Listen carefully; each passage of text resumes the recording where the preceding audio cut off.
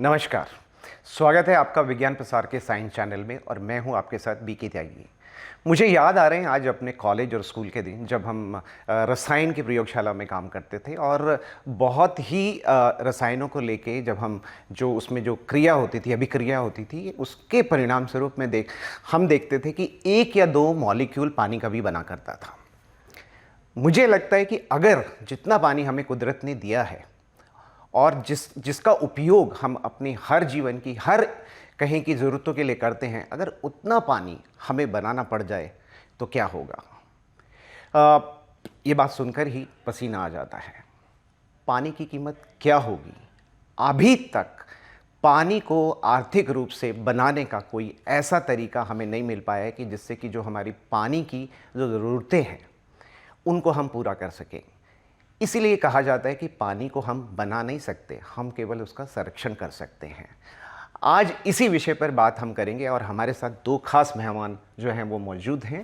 पहले हैं मनोज झा साहब, जो गांधी पीस फाउंडेशन में जो पत्रिका है गांधी मार्ग उसके संपादक हैं, और हमारे दूसरे खास मेहमान हैं सुरेश बाबूजी, जो WWF में जो डायरेक्टर हैं और जो रिवर और वेटलैंड से जो संबंधित कार्य है उस पर उनका मुख्य कार्य है। बात केवल भारत की नहीं है, पूरे विश्व की है। कि अभी आपने सुना होगा, न्यूज़ में थी कि दक्षिण अफ्रीका के एक राज्य में पानी की राशनिंग की गई और राशन वो पानी सबको बराबर मिले उसके लिए पुलिस का जो है खास इंतजाम किया गया था। तो यानी कि वो जो बात एक कही गई थी एक बहुत पहले कि अगला जो विश्व युद्ध है वो पानी के ऊपर होगा, वो बात कहीं ना कहीं लगता है कि सामने हमारे आ रही है। तो मैं ये जानना चाह रहा था कि अगर हम आज की इस कार्यक्रम की शुरुआत बेंगलोर से करें, कि जैसे कि सिटी ऑफ पॉन्ड्स और पार्क का शहर कहा जाता था, वहाँ पर भी उसको भी एक जीरो जोन में जो है वो शामिल किया जा रहा है कि वहाँ पर भी पानी की जो हालत है वो जो स्थिति है अच्छी नहीं है। तो ऐसा क्या हो गया कि हम लोग, हमारा इतना समृद्ध पानी का विज्ञान और पानी का दर्शन होते हुए आज जो पानी का जो ये क्राइसिस हम देख रहे हैं, ये क्यों हुआ। मैं पहले मनोज जी आपसे जानना चाहूँगा। सबसे पहले हमें आज से करीब 150-200 साल पीछे जाना होगा। तो जब हम पीछे जाते हैं तो देखते हैं कि पानी के मामले में हम पूर्ण एकदम संपन्न थे कि पानी हमें कहीं से भी लाने की ज़रूरत नहीं पड़ती थी। उसका मूल कारण क्या था वो हम आज तक समझ नहीं पाए हैं।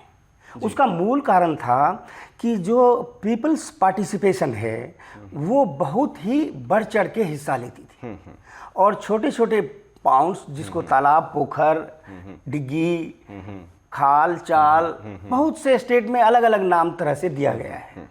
इससे हम बहुत ही समृद्ध थे। और पानी का मूल स्रोत क्या है? हम सब जानते हैं कि पानी का मूल स्रोत वर्षा है। और वर्षा जल को जिसने इकट्ठा करना सीख लिया उसकी पानी की समस्या नहीं रहेगी। हमने क्या किया इस 150 साल में? अंग्रेजों के आने के बाद क्या किया हमने? क्या किया कि एकदम मॉडर्न टेक्नोलॉजी के तरफ बढ़े, तेजी से जो है, और तात्कालिक चीज़ों में अपना विश्वास दिखाना शुरू किया। और हम तेजी से जो है अपनी परंपरागत जल संरक्षण के संसाधन को डिस्ट्रॉय करते गए। आप सुन के दंग रह जाएंगे, 6.5 लाख तालाब सिर्फ एक स्टेट बिहार में भर दिए गए। अब बाकी स्टेट का तो कोई नाम लेवा नहीं है कि कितना तालाब भरा गया है। तो एक स्टेट में इतने तालाब भर के उसमें रिहाइश बसा गया है, शहर बस गया है, वो कस्बे उसमें बस गए हैं, तो वो वाटर बॉडी खत्म हुए। तो जिसके कारण पानी का क्राइसिस आना अभी शुरू हुआ है। और उसका मूल कारण जो है वो हम सब समझते हैं कि मूल कारण है ग्लोबल वार्मिंग का। जो मुझे लगता है कि ये जो समस्या है ये तो एक पूरे विश्व स्तर पर है। लेकिन मैं सुरेश जी आपसे जानना चाहूँगा कि भारत को नदियों का देश भी कहा जाता है और कुदरत का एक इतना अच्छा मैकेनिज़्म है कि समुंदर से पानी गर्म होता है, भाप बनती है और भाप बन के वर्षा के रूप में, पीने लायक पानी के रूप में वो हमें मिलता है। कुछ मैं देखता हूँ कि वो ग्लेशियर पे बर्फ़ के रूप में रहता है और साल भर वो पानी हमें नदियों के द्वारा, जो 12 मासी हमारी नदियाँ, उनसे मिलता रहता है। उत्तर भारत की अगर मैं बात करूं तो जो दोआब का जो एरिया है, जहाँ पे जो गंगा और जमुना के बीच में आता है, वहाँ पर भी आज किसानों को जो है पानी के लिए बहुत मारामारी करनी पड़ रही है। ये बात अक्सर किसानों से सुनी जाती है कि जो खेत में वो ट्यूबवेल लगाते हैं जिस जगह पर, वो 1 या 1.5 साल बाद जो है उसमें पानी आना बंद हो जाता है और उनको फिर एक दूसरी जगह पे जाके एक बोरवेल करना पड़ता है, जिससे कि उनका जो कहेंगे जो आर्थिक जो उनकी कैलकुलेशन होती है वो सारी बिगड़ जाती है। तो भारत जैसे देश में भी जहाँ पर ये नदियों की हम बात कर रहे हैं, वहाँ पर भी ये क्राइसिस अगर इस तरीके का हो रहा है तो उसका क्या कारण है, आप कैसे देखते हैं उसको?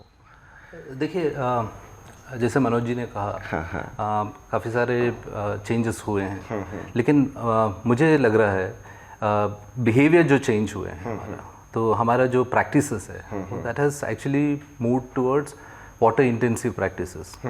जो हम पहले जहाँ पे गन्ना नहीं बोया करता था वहाँ पे गन्ने आए, जहाँ चावल नहीं बोते थे वहाँ पे चावल आ गए। तो बेसिकली हमारा cropping pattern has change completely, and हमने ये असेसमेंट कभी नहीं किया है कि पानी का अवेलेबिलिटी है कि नहीं।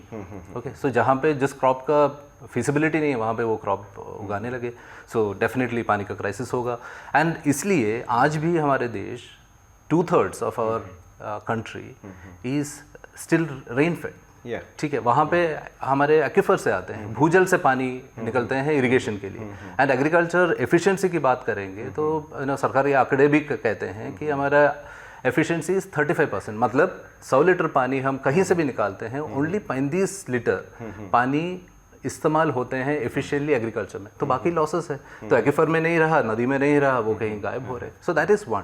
सेकंड, एक और बात मैं जोड़ना चाहूँगा कि हमारा जो गवर्नेंस स्ट्रक्चर्स थे, जो कम्युनिटी मैनेज स्ट्रक्चर्स, हमारा जो तालाब की बात आपने कही, तो हमारे पास जो चौकीदार की जो एक हमारे हिस्ट्री था, जो पानी का उसका नाम चौकीदार से कहीं और कुछ और बनते जाते थे, साउथ में कुछ और कहते थे, लेकिन एक इंस्टीट्यूशन रहता था कि पानी कैसे हम इस्तेमाल करें, पानी कितना अवेलेबल है, कितना खेती हो सकता था, हमारा तालाब कितने महीने भरा रखा है। सो वो सब डिसीजन कम्युनिटी लेते थे। आज वो decision structures have failed.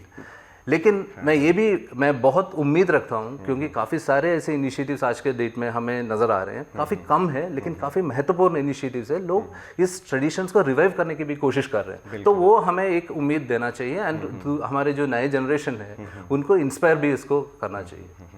Suresh ji, Manoj ji, यहाँ मुझे एक छोटा सा ब्रेक लेना पड़ेगा और ब्रेक के बाद हमारी जो बातों का सिलसिला है वो जारी रहेगा। मिलते हैं एक छोटे से ब्रेक के बाद।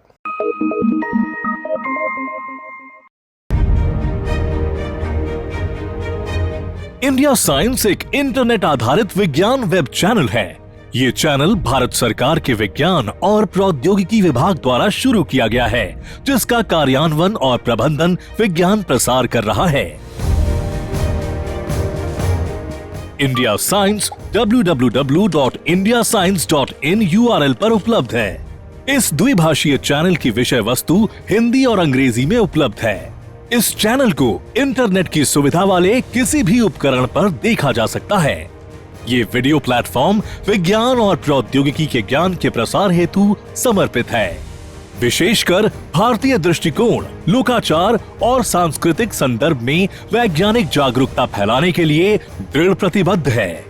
ये पहल विज्ञान और प्रौद्योगिकी विभाग द्वारा समर्थित है। इंडिया साइंस मोबाइल ऐप्स को गूगल प्ले स्टोर और एप्पल स्टोर से डाउनलोड किया जा सकता है।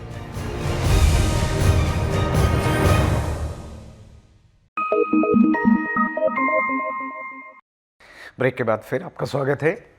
मनोज जी, मैं आपसे जानना चाह रहा था कि आप अनुपम मिश्री जी की जो परंपरा है कि तालाब आज भी हैं खरे की परंपरा को आगे बढ़ाने का काम कर रहे हैं, तो आज के संदर्भ में जब हम इतने बड़े डैम की बात करते हैं और एक पूरे सिस्टम, इरिगेशन सिस्टम या वाटर सप्लाई की बात करते हैं, उसमें इन छोटे तालाबों की या जो जैसे सुरेश जी ने भी कहा कि जो कम्युनिटी मैनेज्ड जो वाटर बॉडीज़ थी, उनका क्या रोल रह जाता है और किस तरीके से जो आज की हमारी कहें कि जो बात चल रही है उसमें उसको कैसे जोड़ा जाए, क्योंकि ये एक और ये भागीदारी जैसे कि सुरेश जी ने कहा कि पूरे समाज की इसमें चाहिए, तो हम आप इसको कैसे देखते हैं, इस स्थिति को?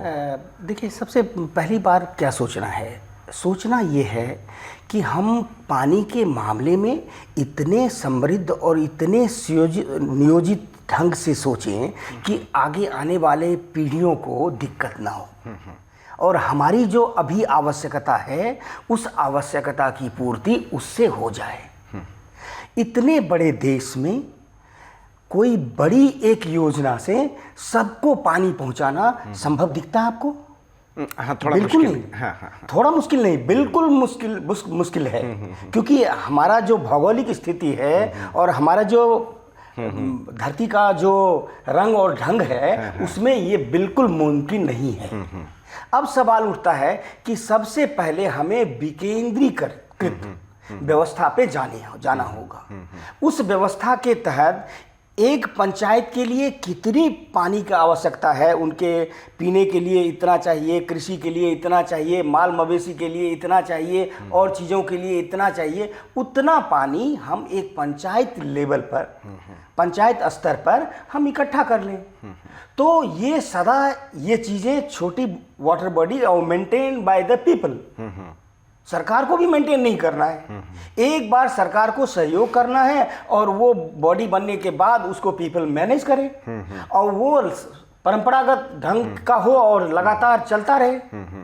तो इससे समस्या आने वाली समस्या जो है उससे हम निजात मिलेगी हमें। लेकिन हम कर क्या रहे हैं कि बड़े बड़े डैम्स बना रहे हैं, हम बड़ी बड़ी नदियों को घेर रहे हैं, उसके फ्लो को बंद कर रहे हैं। तो उस धरती में जो धरती का पेट का पानी भी जो हम अभी सुरेश बाबू ने कहा ना कि धरती से ही पानी हम सिंचाई के लिए यूज करते हैं, तो उसका पानी धरती के पेट का पानी कहाँ से रिचार्ज होता है? वो नदी से ही। बिल्कुल। भविष्य में ये जो हालात कुछ जिनका कहें कि एक ट्रेलर हमें अभी देखने को मिल रहा है, उस स्थिति को वो एक सच्चाई ना बने तो हमें क्या करना होगा? देखिए, नदियों का जो सेहत है, रिवर हेल्थ जो हम कहते हैं, वो इट्स वरीसम। बिकॉज जो नदियाँ पहले पेरिनियल होते थे, साल भर बारहमासी थे, अभी वो कुछ महीनों के लिए चलने लगे। तो उसमें वाटर अब्स्ट्रैक्शन एक चीज़ है, जैसे आपने डैम्स कहा, बैराजेस कहे, वो तो अब्स्ट्रैक्शन। दूसरे, उनका कैचमेंट एरिया में ही चेंजेस हो रहे हैं, लैंड यूज चेंजेस हो रहे हैं, शहर बसा रहे हैं। मतलब अभी हम ऑलरेडी 30 to 40% अर्बनाइज्ड है, वो 50 होगा, यू नो, तो लैंड यूज कहीं चेंज होगा, तो कैचमेंट में ही चेंज होगा। हमारा वाटर यूज प्रैक्टिसेस चेंज हो रहे हैं, शावर्स आ रहे हैं, यू नो, 135 लीटर से 210 लीटर पर कैपिटा की बात कर रहे हैं। तो काफ़ी सारे ऐसे चेंजेस है। तो हमें ये समझते हैं कि नदी का जो साइंस है, इट्स मल्टी डिसिप्लिनरी। तो काफ़ी सारे डिसिप्लिन, काफ़ी सारे डिपार्टमेंट, सबको साथ में आके पानी का एक हिसाब करना चाहिए। तो इसलिए रिवर बेसिन अप्रोच जो हमारे वाटर पॉलिसी में भी कहा है, एंड एक बेसिन फ्रेमवर्क लॉ भी बना था, वो ड्राफ्ट में ही है अभी भी। तो that would give a better sense of इस नदी के साथ हमारा विजन क्या है। इस नदी को हमें बारहमासी रखना है, हमारे इसको 3 महीने बहते देखना है, इसको एक नाली के रूप में देखना चाहते हैं, या हेल्दी रिवर, बिल्कुल उसमें महाशीर चाहिए, डॉल्फिन चाहिए। वो एक संवाद, एक डिस्कशन, डिबेट हर कम्युनिटी के साथ बेसिन लेवल पे हमें ऑर्गेनाइज करना चाहिए। नहीं तो हम अभी का जो हालत है, पोल्यूशन बढ़ते जा रहे हैं, तो सुएज ट्रीटमेंट प्लांट्स ज़रूरी है, उसको बनाने की हमारे भागदौड़ जारी है काफ़ी टाइम से। वो कब तक हम फिनिश करेंगे पता नहीं, तब तक हमारा वेस्ट जनरेशन बढ़ते जाएंगे। तो इसलिए मैं सोचता हूँ कि हमारे जो अर्बन इश्यूज़ है, तो ज़्यादातर नदियों के इश्यूज़ अभी अर्बनाइज्ड है, पोल्यूशन काफ़ी है, अर्बन फुटप्रिंट, वाटर का जो इस्तेमाल है उसको कम करने का, ऑप्टिमाइज करने का, जब तक हम कोई भी सुझाव या कार्यक्रम नहीं चलाएंगे तब तक हम सुएज का इश्यू सॉर्ट आउट नहीं कर सकते। क्योंकि आज मुझे कहा जाता है, सुरेश तुम आज 100 litres per capita per day use कर रहे हैं, मेरे पास आज कोई इंसेंटिव नहीं है कि मैं उसको कम करूँ, मैं क्यों उसको 50 करूँ?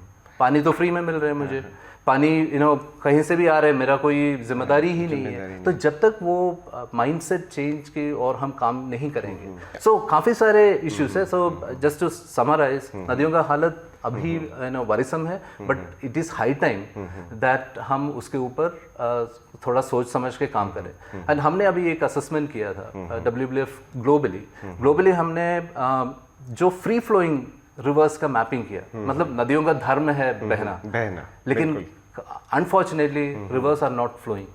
तो हमने एक असेसमेंट किया तो only 30% of the large rivers in the world are flowing. India में वो उसका हालत भी थोड़ा खराब है। तो which are those free flowing rivers in our country जो फ्लो कर रहे हैं, उनको क्या हम प्रोटेक्शन कर सकते हैं, प्रोटेक्ट कर सकते हैं? बिकॉज अगर उनको प्रोटेक्ट नहीं करेगा तो हमारा हाइड्रोलॉजी ही चेंज हो जाएगी। मनोज जी कुछ आप कहना चाहेंगे? मैं कह रहा था स्पीच में कि मूल रूप से हम पानी के बारे में जब सोचते हैं हिंदुस्तान में, अब जो सोचते हैं वो सिर्फ नदियों को ही सोचते हैं, सब नदियों पर ही डिपेंड है। इस सोच से हमें बाहर आना है। पानी का प्राइवेटाइजेशन होना बहुत ही दुर्भाग्यपूर्ण है। आप सोच के देखिए कि पानी मुफ्त में सबको मिलता था, आज हम पानी खरीद करके पीते हैं। बिल्कुल। कितना बड़ा फर्क आया है हमारे में। सबसे बड़ी बात है ये क्या कि हमें मूल रूप से पानी जो है वो पीने के लिए चाहिए, पहला। दूसरा चाहिए हमें एग्रीकल्चर के लिए, और तीसरा चाहिए हमारे जानवरों और पेड़ पौधों के लिए। जो पेड़ पौधे की हमें ऑक्सीजन देते हैं, हमारी रक्षा करते हैं, उनके लिए पानी चाहिए। तो इन सब के लिए जो पानी चाहिए, इनके बारे में ना सोच करके हमारी जो भारतीय संस्कृति है, परंपरा है, उसमें सबसे पहले जो आवश्यकता है कि पानी सबको फ्री, हर जगह जो है स्टॉल लगा हुआ था, लोग पानी अपने आप पी लेते थे, प्याऊ लगा हुआ था, पानी पी लेते थे, आगे बढ़ जाते थे। लेकिन आज तो हर जगह दुकान पर 20 रुपए लीटर रखा हुआ है। हर आदमी समझ रहा है आजकल के कि पानी का कितना बड़ा बाजार है, और उसी बाजार के तहत हमारी सारी नदियां उन प्राइवेट लोगों के हाथ में चली गई हैं। थोड़े से सेक्टर बचे हैं जो शहरों को जिंदा रखने के लिए डैम से पानी उनको सप्लाई दिया जा रहा है। सबसे बड़ा स्रोत जो जल का है वो वर्षा जल है, और वर्षा जल को एक बूंद को भी वेस्टेज बेकार नहीं जाने देना है। ये सोच करके जब हमारे वैज्ञानिक और हमारी सरकार तय करेगी, कोई कार्यक्रम निर्धारित करेगी, तो आने वाली पीढ़ियां भी आपको और हमारे इस पुरखे को याद करेंगी। जी मनोज जी, मुझे यहाँ पे एक और छोटा सा ब्रेक लेना पड़ेगा, और ब्रेक के बाद हम फिर मिलते हैं।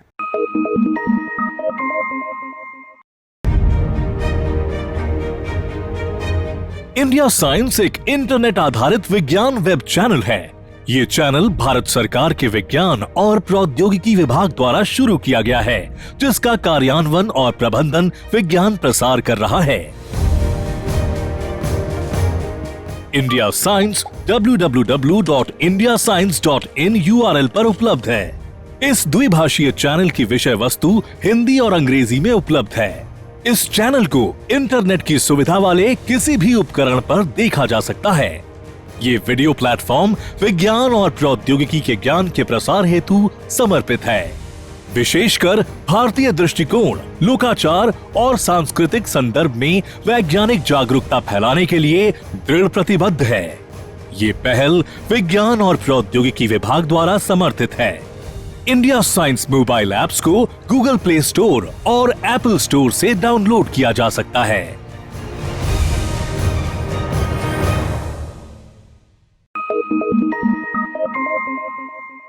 ब्रेक के बाद फिर आपका स्वागत है।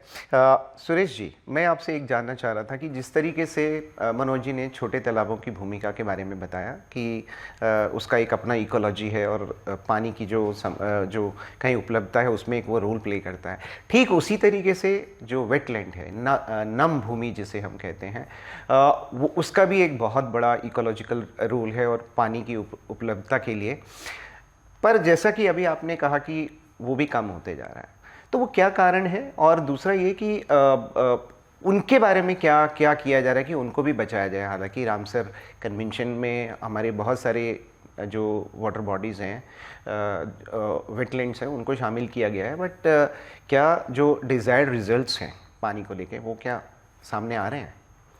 तो आपने सही कहा, wetland area is getting loss, कम होते जा रहे हैं, श्रिंक होते जा रहे हैं।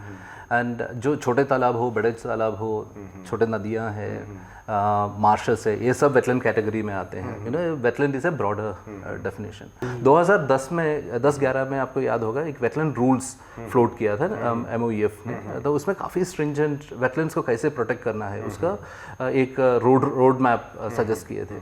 उसको 2017 में अमेंडेड वेटलैंड रूल्स भी आए हैं, उसमें काफ़ी सारे चेंजेस भी आए हैं। उसमें कुछ चीज़ें स्ट्रिंजेंट बने, कुछ चीज़ें डाइल्यूट भी हुए थे। लेकिन उसमें आप देखेंगे एक चीज़ इंपॉर्टेंट कह रहे हैं, वेटलैंड्स माने वो जो पानी जहाँ पे इकट्ठा होते हैं वो नहीं है। Wetland includes the zone of influence, पानी कहाँ से आते हैं, उसका वाटरशेड में क्या हो रहा है। लेकिन हमारे आज सैड स्टेट ऑफ अफेयर्स ये है कि हमें ये पता नहीं कि हमारे वेटलैंड्स में पानी कहाँ से आ रहे हैं, उनको कैसे हम प्रोटेक्ट करें।